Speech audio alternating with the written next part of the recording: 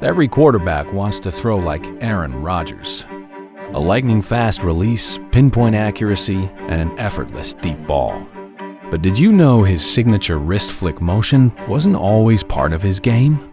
Let's dive into how Rodgers transformed his throwing motion into the gold standard for QBs, and learn how you can do it too. Aaron Rodgers' arm talent is arguably the best in NFL history. No one has a quicker or smoother release than him. His ability to throw the ball with accuracy and velocity while releasing the ball faster than we've ever seen has been a big factor in him consistently separating himself as one of the greatest passers in NFL history. But what is it about his arm that actually sets him apart? Whether launching it deep or threading tight windows, his skill set has allowed him to be faster than the defense could react, using his signature technique, which has come to be known as the wrist flick. But he didn't always throw like this. Aaron Rodgers' throwing motion has evolved significantly over the years as he's become one of the most efficient and aesthetically pleasing passers in NFL history. His motion has adapted to incorporate both traditional fundamentals and creative elements that set him apart. Before we talk about how to throw like him, let's first visit the evolution of his throwing motion, starting in high school. There were glimpses of the elite wrist action and quick release we'd see later in the NFL, but in high school he was only 5'10", 165 pounds. Despite being unpolished and undersized, he set numerous school records.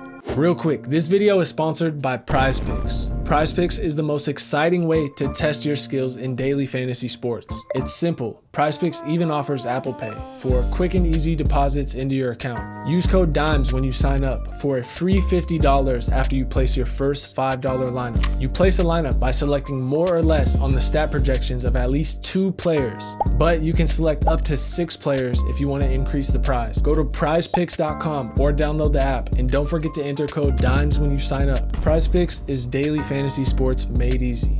Alright, let's get back to the video. After receiving no offers, he signed to a local junior college to improve his skills and develop physically. At Butte Junior College, Rodgers continued to develop his arm further and got stronger. However, his motion was still far from the Aaron Rodgers we all know today. His mechanics didn't take away from his ability to let it rip though, catching the attention of Coach Jeff Tedford at Cal. Tedford's influence would push Rodgers closer to the NFL, but not without challenges. Under Tedford, Rodgers adopted a more compact and deliberate throwing motion, emphasizing over-the-top mechanics with a high release point. While his approach tightened some of his mechanics up, it made his motion look somewhat robotic. Critics noted that Tedford's quarterbacks often had cookie-cutter mechanics, which could limit their adaptability. This uncertainty followed Rodgers into the NFL draft.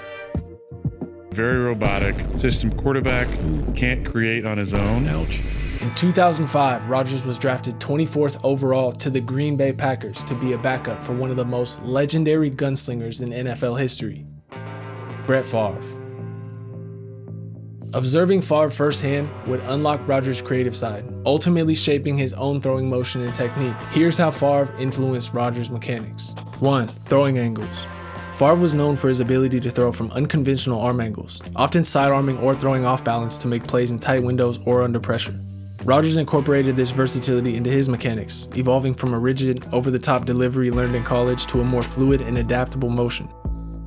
Watching Favre gave Rodgers the confidence to experiment with varying arm slots and release points, which later became staples of his game. 2. Quick release. Favre's release was among the fastest of his era, allowing him to make decisions quickly and get the ball out before defenders could react. Rodgers already had a quick arm, but during his time behind Favre, he eliminated unnecessary motion and developed an extremely compact, efficient throwing motion. 3. Off-platform throws. Favre excelled at throwing accurately while on the move or without proper footwork, often relying on pure arm talent and instinct to make plays. Rodgers adopted and further refined this skill, becoming one of the best off-platform throwers in NFL history. He combined Favre's improvisational ability with a more calculated approach, enabling him to maintain accuracy even in difficult situations. 4. Creative playmaking. Favre's fearless gunslinger mentality taught Rodgers the value of creativity and improvisation. Favre often turned broken plays into highlight reel moments. While Rodgers remained more disciplined and cautious than Favre, he absorbed the creative aspect of Favre's game, using his mobility and mechanics to extend plays and create opportunities downfield. Rodgers has often spoke about the invaluable lessons he learned from watching Favre play. Ultimately, Rodgers used Favre's example as a foundation to build his own identity as a quarterback, blending Favre's flair with his precision and efficiency. The result is a quarterback who possesses Favre's wild playmaking ability with a more refined and disciplined approach, which is a testament to how Rodgers absorbed Favre's influence while carving out his own legacy. But Favre wasn't the only influence on Rodgers early in his NFL career. In his second year with Green Bay, Packers hired coach Mike McCarthy, who put Rodgers through QB school, which was a 6-hour-a-day quarterback camp for about 2 weeks every March. From Rich Gannon to Brett Favre to Aaron Rodgers, this school has been one of the secrets behind McCarthy's quarterback success. As he aged, Rodgers continued tweaking his motion to prioritize efficiency and reduce wear on his arm. He relied more on his lower body and core to generate power, ensuring that he could maintain his elite throwing ability deep into his career. The more efficient he became with his lower body, the less it became visible due to less wasted motion, hence the term wrist flick. Now let's talk about the actual wrist flick technique. So I'm here at Stadium High School in Tacoma, Washington. Aaron Rodgers' pre-throw is very relaxed with a very low ball carriage. He's not up here like Tedford used to have him being. From there, we have the first part of the throwing motion, which is separation. Before you step, before anything, you separate. Aaron Rodgers has a concise windup. He's not way down here like Tim Tebow. He's not way out here. He gets to right there, right? So elbow is just below my shoulder and my palm is facing the ground right here. His wrist stays flat and firm. He's not pulling the ball into a U shape like that. If you pay attention, when the ball gets loaded behind his body, it's never above his head. It's always right here, just off of his ear. That brings us to the next part of the throwing motion, which is the hips, the sequence. The hips begin to rotate once the ball is loaded and after his front foot touches the ground. That's right, he doesn't rotate till after his front foot touches the ground. Side note, he always keeps his toe close to the target. He never opens up like this, opens his knee up. It's always here, here. That allows him to land and then rotate. Another key component of his hip rotation is he stays on his right side. He's always here. Once you rotate, you have to get to extension. Extension is a very important part of this process because it's the last part of the throwing motion before the ball leaves your hand. You're getting your hand turned over here. I don't know if you guys saw Josh Allen talking about it, but the yellow spot he has right about here. I want you guys to imagine a grid line, right? A grid here and a grid here.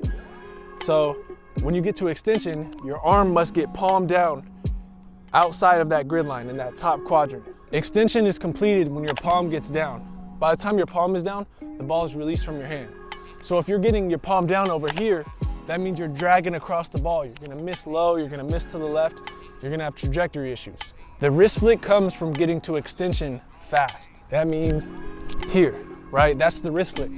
There. Having a good wrist action is key to making the ball spin fast. The last step that we haven't talked about yet is the pop foot or pop step, whatever you want to call it. If you noticed, Aaron Rodgers jumps off the ground when he throws. To practice the pop step, step.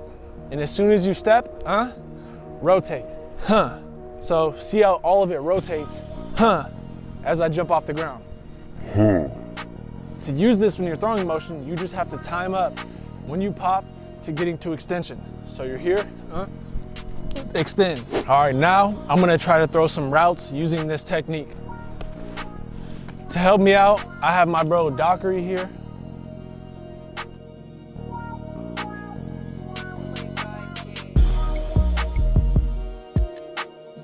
All right, we got Imani here, who's gonna be the judge of these routes. He's gonna give me a thumbs up if it's a good rep, thumbs down if it's a bad rep. Are you ready? Let's go, let's get to work. We're starting with easy ups. Say go. Thumbs up. Hey, also, I'm throwing an official NFL game ball. This is a Duke 5-yard hitch. Say go. Hey. There's a hair outside, but it's still on target. Now we got a slant. Say go. Yeah, let him all the way through, thumbs up. He runs a deep slant, so it's a little tougher than just like a little quick hitter, but we're still safe. We got a 10-yard out. Say go.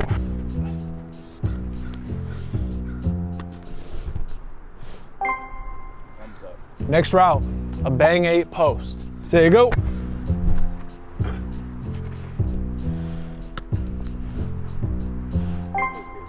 Whew, that one was ugly.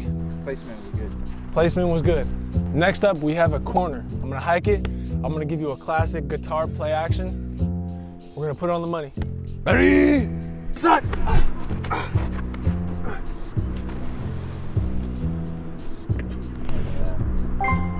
Thumbs up. Next up, we have a fade ball. I'm gonna throw that kind of rail shot, Aaron Rodgers back shoulder fade down the sideline. Say go.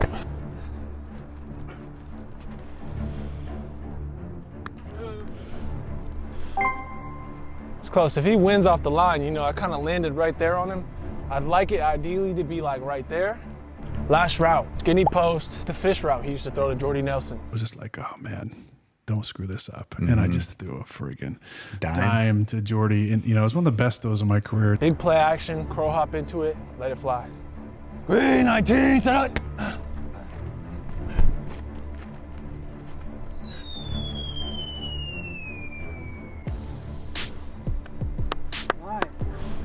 Thumbs up for me.